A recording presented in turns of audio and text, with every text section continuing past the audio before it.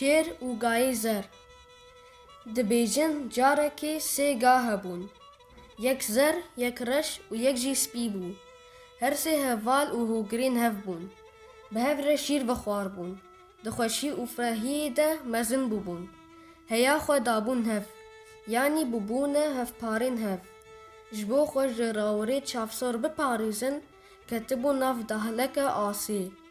Çend caran gor hirç û piling li wan derketin, êrişê wan kirin. Dîtin ku her sê bi hev re hevalbendin, xurtin, zexmin, har û hêçin. Hingê cesaret nekirin êrişê dirêj bikin. Tirê ji bo kuştina wan nedîtin. Zivirîn çûn nik şêrekî. Jê re gotin, sê gayên wisa li filan deverê hene. Em çûn ku em wan bixwin, lê me newêrîbû. Ji ber ku li ser hev diqewimandin, hevdû bernedidan. Me tirê ji bo kuştina wan re nedît. Şêrê li wan guhdarî kir û got, rê û derman li ba min e.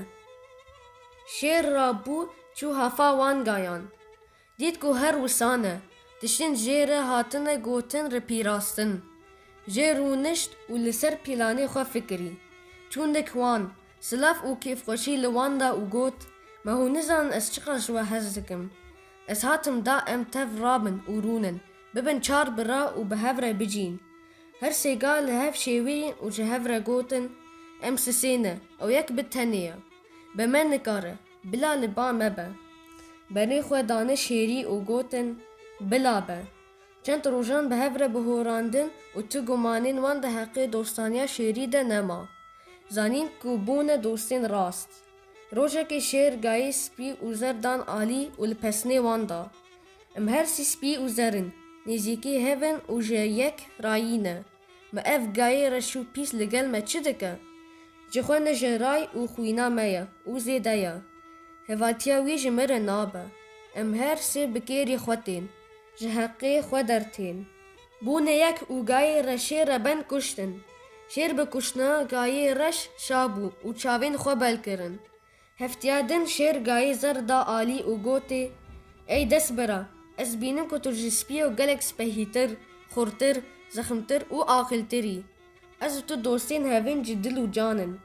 Rayê min û te eyn ye, me em nikarin xwe biparêzin. Spî û zehf dixwe û çêre xilas kir, lê em wisa zayîf man. Vê ew ji nav me derkeve û xweşî tev ji min û te re bimîne. Gayê spî jî kuştin. Pişî çend rojan hiş û aqilê gayê zer hate serî wî. Fam kir ku hevaltî û dostaniya şêrî ne rast e. Hevalên wî hatin bîra wî. Zanibû ku dora kuştinê dora wî ye. Dîsa zanibû ku bi tenê bi şêrî nikare. Bi çar lepan li xwe xist û giriya. Şêrî lê nihêrî û got, erê birayê zero, ma tu çima diqîrî û digirî? Tu çima xwelî li serê xwe dikî? Gayê zer got, giriyê min ji bê itifaqiya min û ji bê bextiya te ye. Ez dizanim îro dora min e. Şêr lê zivirî û pencek lê da. Dema neynûkên xwe gihandin ser kezeba gayê zer got, dostaniya min û te û birayên te ev e zero. Kurdo, eger hûn nebin yek, hûn ê hem